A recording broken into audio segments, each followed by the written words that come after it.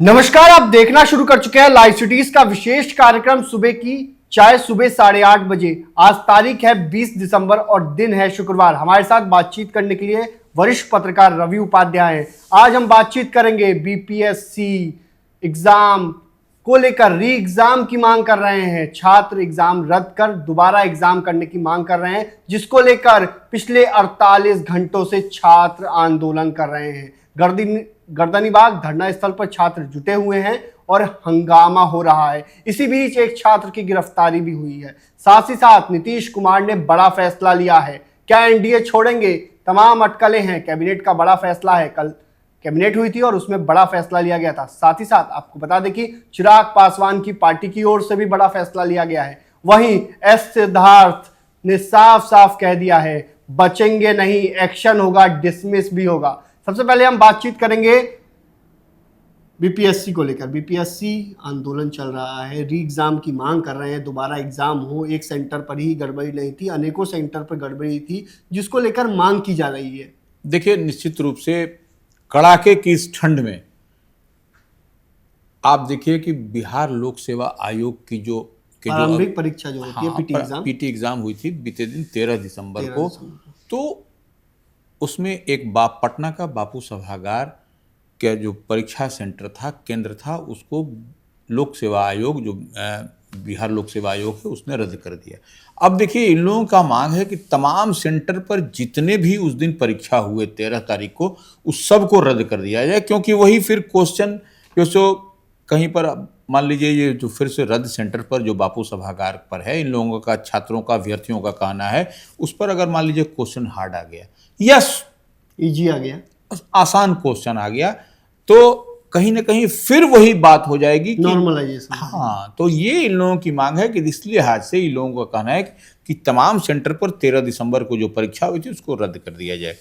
और वही नहीं, अब तो देखिए बवेला यह मचा हुआ है कि जो अभ्यर्थी हैं, जो अभ्यर्थी हैं, जो महिला अभ्यर्थी हैं, जो बच्चियां हैं, वह लोग भी धरना पर ठंड के दिन में वो बैठी हुई हैं। परिवार भी साथ में आ गए हैं, परिवार भी रवि सर साथ में आ गए। हमने देखा कल तस्वीरों के माध्यम से किस तरीके से परिवार वाले भी साथ में आ गए हैं, तो संख्या बढ़ गई है। अब देखिए, वही हम कह रहे हैं कि सिर्फ अब बच्चियां ही नहीं हैं, अब बच्चियों के अभिभावक भी गर्दनीबाग स्थित जो चिन्हित धरना स्थल है, वहां पर उनके परिवार भी उनके प्रोटेक्शन में खड़े हैं। क्योंकि देखिए, बच्चियों के भी लाइफ का सवाल है, जीवन का सवाल है कि क्या होगा, क्या नहीं होगा। तो ऐसे में ये एक बड़ा आंदोलन, एक बड़ा जुटान, एक बड़ा स्वरूप लेता हुआ छात्रों का, अभ्यर्थियों का दिखाई पड़ रहा है। और हम जो देख और समझ पा रहे हैं कि यह एक ऐसा नहीं कि कल को सरकार को इसके लिए परेशानी हो, नंबर एक। नंबर दो बात क्या है कि देखिए, जिस तरीके से पटना पुलिस ने एक्शन लिया है और मनीष कुमार जो एक अभ्यर्थी थे, उनको पटना से पाटलिपुत्रा थाना क्षेत्र के इंद्रपुरी इलाके से गिरफ्तारी की गई है और बंडल मिला है। देखिए, वही वही कह रहे हैं, तो क्वेश्चन पेपर मिला है या जो भी मिला है, एक उसकी गिरफ्तारी हुई है। सुपौल का रहने वाला था। हाँ, तो ये एक बड़ा मसला और उसमें जुड़ गया है। इससे पहले 6 दिसंबर को देखा गया था कि छात्र नेता दिलीप कुमार की गिरफ्तारी हुई थी और उसको लंबे जद्दोजहद के बाद फिर उस बेचारे का कोई कसूर नहीं था, वह सिर्फ अभ्यर्थियों के साथ आंदोलन करता हुआ दिखाई पड़ रहा था, उनकी डिमांड के लिए कर रहा था, तो उसको केंद्रीय आदर्श कारा बेऊर जाना पड़ा। यह एक बड़ी समस्या, बड़ी बात है। तो इस लिहाज से आप देखिएगा कि यह कितनी एकजुटता और महाजुटान। लेकिन पटना पुलिस ने साफ साफ कहा है, सीसीटीवी फुटेज के आधार पर चिन्हित किया गया है, किसी को नहीं छोड़ेंगे, सबको पकड़ेंगे। निश्चित रूप से आप मत छोड़िए, जो गलत काम किए हैं उसको नहीं छोड़ना चाहिए, वह भी ठीक है। लेकिन यह कहीं ना कहीं इसको आप देखिए कि यह एक बड़ा स्वरूप, एक बड़ा, यह हम बात को कह रहे हैं कि वह स्थिति क्यों बनी, इस बात को भी देखिए। छात्र इसी बात को कह रहे हैं कि वह स्थिति जो 13 दिसंबर को बनी बापू सभागार में, वह कैसे बनी, कितने छात्रों को, कितने अभ्यर्थियों को क्वेश्चन पेपर नहीं मिला, यह सब कई सारे सवाल हैं। देखिए, छोटी छोटी बात ही बड़ी बात हो जाती है। आंदोलन का जो स्वरूप होगा, जो नेचर होगा, जो इसका जो दिखाई पड़ रहा है, निश्चित रूप से एक और देखिए, छात्र जब एकजुट होते हैं तो बड़ा आंदोलन होता है। बिहार की धरती इसका गवाह रही है, आपको जयप्रकाश नारायण का आंदोलन इसका गवाह रहा है। इस लिहाज से हम कह रहे हैं कि देखिए सचेत हो जाइए, ऐसा नहीं कोई बड़ा कुछ स्वरूप दिखाई पड़े। और 2025 का विधानसभा का चुनाव है, उसमें ऐसा नहीं कि यह उल्टा पासा पड़ जाए, ये हम बात कर रहे हैं। तो अब देखना होगा कि आज क्या कुछ होता है, आज अभ्यर्थी क्या कुछ करते हैं, क्योंकि आज अभ्यर्थी 48 घंटे हो चुके हैं, बीपीएससी सुन नहीं रहा है। देखिए बीपीएससी नहीं सुन रहा है, कड़ाके की ठंड है, बच्चे वहां पर किस तरीके से ठंड के मौसम में बैठे हैं, बच्चे और बच्चियां, यह भी देखने। और देखिए मानवता भी कहीं ना कहीं होता है कि देखिए किसी न किसी आदमी को, माने सरकार की ओर से, पटना पुलिस प्रशासन की ओर से कहीं ना कहीं इसमें आगे बढ़ करके इसको सौहार्दपूर्ण वातावरण में यह पैचअप होना चाहिए, यह तभी जाकर के इसका समाधान होगा। और नहीं तो देखिए लोकतंत्र है, ऐसा नहीं है, राजतंत्र नहीं है कि इसको आपको सॉर्ट आउट करना पड़ेगा। ये आप ही के बच्चे हैं, इस बात को हम बार बार कह रहे हैं। तो अब देखना होगा कि आज क्या कुछ होता है, क्योंकि कड़ाके की सर्दी पड़ रही है बिहार में और इसी बीच आंदोलन चल रहा है। बच्चियां हों, बच्चे हों, जो भी अभ्यर्थी हैं वो रात तक डटे हुए हैं और डटे हुए हैं। वो उनकी साफ साफ एक ही मांग है, री एग्जाम होना चाहिए। अब दूसरी खबर पर हम बात करेंगे। एस सिद्धार्थ ने बड़ा एक्शन लिया है। एस सिद्धार्थ ने साफ साफ कह दिया है कि माहौल बिगाड़ने वाले या नेताजी टाइप के शिक्षक अब बचेंगे नहीं, उनकी नौकरी भी जा सकती है। उनको पहले सो कॉज दिया जाएगा, जिला अधिकारियों से जांच कराई जाएगी, डीएम से जांच कराई जाएगी और बड़ा एक्शन माना जा रहा है। देखिए एस सिद्धार्थ शिक्षा विभाग के अपर मुख्य सचिव हैं, एसीएस हैं। उन्होंने सारे जिलाधिकारियों को पत्र लिख करके कह दिया है कि वैसे शिक्षक जो हाजिरी बना करके निकल जाते हैं स्कूलों से, नंबर 1, नंबर 2 बात कि जो राजनीति करते हों, इधर उधर करते हों और बच्चों को जो पढ़ाने और पढ़ने की बात है वह नहीं करते हो, तो वैसे शिक्षकों को चिन्हित करके उनके खिलाफ डीएम अनुशंसा करेंगे। उसके बाद देखिए उनको सो कॉज जो कार्रवाई होती है वही कार्रवाई जो ऑफिशियल, माने जिस तरीके से सो कॉज होगा, फिर उनसे ये पूछा जाएगा, फिर आपको स्पष्टीकरण, तो वह सब होगा। और निश्चित रूप से एसीएस सिद्धार्थ ने जो यह लेटर जारी किया है डीएम को, अब उसके बाद नकेल, शिक्षकों में हड़कंप क्या, आपको पढ़ाना है, हड़कंप की बात क्या है, यह नकेल कसा जाएगा। वैसे शिक्षक निश्चित रूप से वैसे शिक्षकों को चिन्हित करना चाहिए और तभी जाकर के आप जो क्वालिटी एजुकेशन की बात होती है, बेहतर शिक्षा, गुणवत्तापूर्ण शिक्षा की, तभी मिल सकेगा आपको। आपने तो देखा है किस तरीके से आजकल एस सिद्धार्थ लगातार वीडियो कॉल से शिक्षा व्यवस्था की पूरी जायजा ले रहे हैं, तमाम सवाल पूछ रहे हैं शिक्षकों से, और जहां बेहतरीन शिक्षक है वहां उनको बधाई भी दे रहे हैं, अच्छे से पढ़ाइए। तो माहौल बदल रहा है बिहार में। निश्चित रूप से देखिए सिद्धार्थ इस दिशा में लगातार काम कर रहे हैं और वो चाह रहे हैं कि शिक्षक टाइम पर आए, बच्चों को सारी जो पढ़ने और पढ़ाने की बात है वह होता रहे और क्वालिटी एजुकेशन, गुणवत्तापूर्ण शिक्षा हर स्कूल में हर बच्चों को मिले।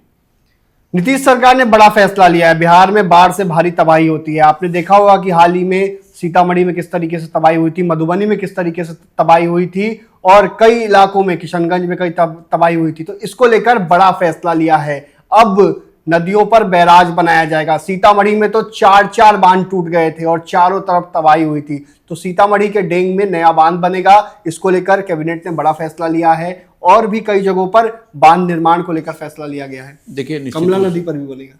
देखिए कैबिनेट मंत्रिमंडल की बैठक में निश्चित रूप से बीते दिन बड़ा फैसला नीतीश सरकार ने लिया है कि देखिए उत्तर बिहार में हर साल बाढ़ से तबाही होती है, तो उस तबाही में कहीं न कहीं यह बैराज बनेगा, तो यह एक बड़ा फैसला आपको दिखाई पड़ेगा। और यही देखिए यह मधुबनी, सीतामढ़ी, किशनगंज, कमला नदी पर जो है सो, बागमती नदी पर वही डेंग व कटौझा में जो है सो, महानंदा नदी पर जो है सो बैराज निर्माण के लिए एक बड़ी राशि, क्योंकि ये जो नदियां हैं देखा गया है कि छोटी नदियां हैं लेकिन तबाही भारी मचाती है। कमला बलान हुई, इस पर बांध तो है नहीं, कहीं कोसी पर है, गंडक पर है और इन नदियों में है, लेकिन इन नदियों में नहीं बैराज था। नेपाल साइड में भी बैराज नहीं था, सीधे पानी आता था और तबाही मचा था। निश्चित रूप से बैराज होना अत्यंत आवश्यक है और जब बैराज होगा तो उत्तर बिहार में कहीं न कहीं इन नदियों से जो टॉपल करके जो बाढ़ का पानी प्रवेश करता है, उससे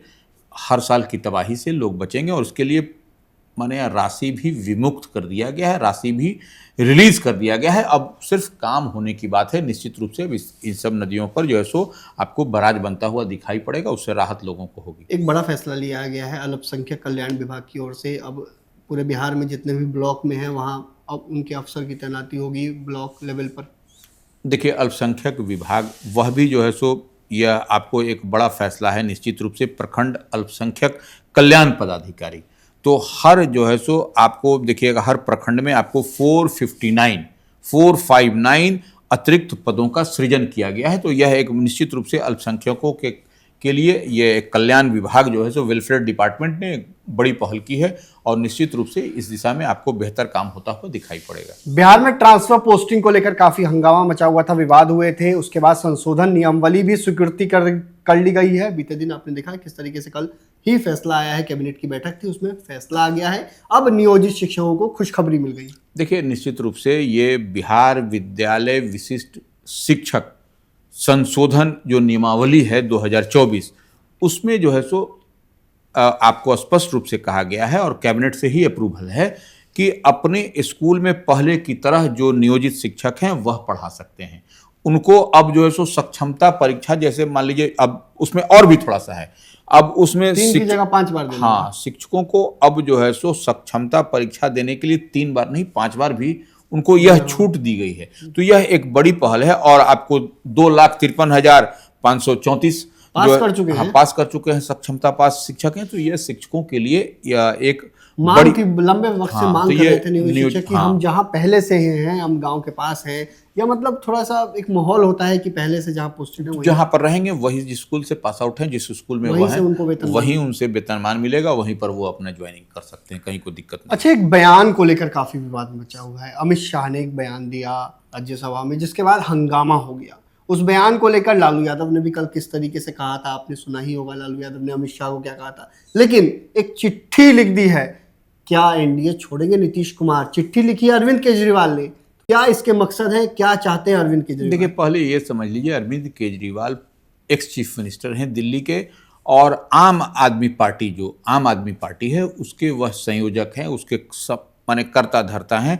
तो उन्होंने ही नीतीश कुमार मुख्यमंत्री बिहार जदयू के राष्ट्रीय अध्यक्ष को पत्र लिखा है और अमित शाह की जो टिप्पणी है, तो उस टिप्पणी पर जो बाबा साहब अम्बेडकर के बारे में कही जा रही है, तो उसको लेकर के लिखा है कि बाबा साहब के चाहने वाले, ये केजरीवाल का ये भरबेटम पत्र में लिखा है, चाहने वाले अब भाजपा का समर्थन नहीं कर सकते हैं। तो ऐसे में निश्चित रूप से यह अब पॉलिटिकल कॉरिडोर में यह चर्चा है कि अब देखिए यह नीतीश कुमार इसका क्या जवाब देते हैं, जदयू उसकी ओर से क्या जवाब देती है। तो अब वही अब तो सवाल है पॉलिटिकल कॉरिडोर में, क्या नीतीश कुमार अब छोड़ेंगे भारतीय जनता पार्टी का साथ, माने एनडीए का साथ। तो यह एक बड़ी सवाल है। और देखिए, इसी मुद्दे को लेकर के जिस तरीके से आपको दिखाई पड़ा लोकसभा में और भाजपा और कांग्रेस के सांसद को हाँ जिस तरह से चोट लगी थी, तो उसको लेकर के बीते दिन पटना में कांग्रेस हेडक्वार्टर, कांग्रेस मुख्यालय सदाकत आश्रम के से थोड़ी दूरी पर आप देखिए किस तरीके से बीजेपी वाले जा रहे थे प्रदर्शन करने। हाँ, उधर से सामने से कांग्रेस वाले भी आ गए, दोनों के बीच में भिड़ंत हो गया और ये पुलिस ने बीच बचाव की कोशिश की, लेकिन चलने लगा। देखिए, उसमें कई लोगों को चोट भी लगी है। तो यह अब देखिए यह एक दूसरा स्वरूप लेता हुआ दिखाई पड़ रहा है। झंझट कहाँ का लोकसभा में, उसके बाद से यह बिहार में इसका इम्पैक्ट, ये बाबा साहब अम्बेडकर। तो यह निश्चित रूप से देखिए यह महापुरुष लोग हैं, बाबा साहब अम्बेडकर महापुरुष हैं, इनको हर चीज में घसीटना कतई ठीक बात नहीं है, जहां तक हम देख और समझ पाते हैं। लेकिन खूब सियासत हो रही है इस पर, वही कह रहे हैं। देखिए, यही तो हम कह रहे हैं कि यही तो ये जो महापुरुष को कहीं से कहीं, अब ये संविधान निर्माता है बाबा साहब अम्बेडकर, यह इन्होंने जो लिखा है पढ़ा है, इन्हीं पर देश का संविधान बना हुआ है और सब कुछ उसी पर हम और आप बैठ के करते हैं। तो ये निश्चित रूप से महापुरुष को कहीं ना कहीं इससे कनेक्ट नहीं करना चाहिए। चिराग पासवान की पार्टी ने बड़ा फैसला लिया है। चिराग पासवान की पार्टी ने एक बड़ा फैसला लिया, हम रवि उपाध्याय सर से जानेंगे सर क्या बड़ा फैसला है और प्रदेश अध्यक्ष ने लिया है, और साफ साफ उसमें कहा गया है। देखिए, चिराग पासवान लोक जनशक्ति पार्टी रामविलास है, उसके वह प्रदेश अध्यक्ष हैं, राजू तिवारी पूर्व विधायक हैं। उन्होंने स्पष्ट रूप से एक लेटर जारी किया है। उसमें उस लेटर में लिखा है कि जिला प्रभारी और सह प्रभारी को तत्काल जो है सो भंग किया जाता है। फिर उसके बाद जो है सो नया नोटिफिकेशन जारी होगा। लेकिन अब जो है सो देखिए यह कहीं ना कहीं चुनावी मोड में लोक जनशक्ति पार्टी रामविलास आ गई है। और इसी लिहाज से हमको दिखाई पड़ रहा है कि जिला प्रभारी और सह प्रभारी को तत्काल प्रभाव से करके फिर से नई कमेटी, नई घोषणा होगी। अब देखने वाली बात होगी कि क्या किन चेहरों को जगह मिलती है, किन चेहरों को जगह किन चेहरों को जगह मिलती है, देखने वाली बात होगी। फिलहाल हमारी सबसे ज्यादा नजर बीपीएससी को लेकर मचेगी रहेगी, क्योंकि बीपीएससी को लेकर जिस तरीके से हंगामे का माहौल है, जिस तरीके से कार्रवाई भी हो रही है, क्या आमने सामने हो जाएगी पुलिस और अभ्यर्थी, ये तो देखने वाली बात होगी। फिलहाल बने रहिए लाइव सिटीज के साथ, हमारे यूट्यूब चैनल को सब्सक्राइब करिए, पेज को लाइक करिए। धन्यवाद।